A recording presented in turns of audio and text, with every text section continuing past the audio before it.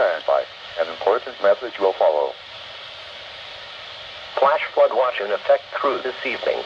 The National Weather Service in Charleston has issued a flash flood watch for portions of southeast Ohio and West Virginia, including the following areas: in southeast Ohio: Athens, Gallia, Jackson, Ohio, Morgan, Meigs, Perry, Vinton, and Washington. In West Virginia: Barber, Braxton, Calhoun, Doddridge, Gilmer, Harrison, Jackson, West Virginia, Lewis, Mason, Pleasant, Randolph, Ritchie, Roan, Taylor, Tyler, Upshur, Wordenwood. Through this evening, more storms that are capable of producing very heavy rain will move across the area today and this evening. This expected rain, coupled with the rains that have already fallen, will enhance the threat for flash flooding. A flash flood watch means that conditions may develop that lead to flash flooding.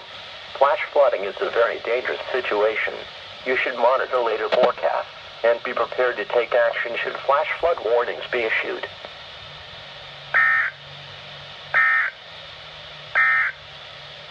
Now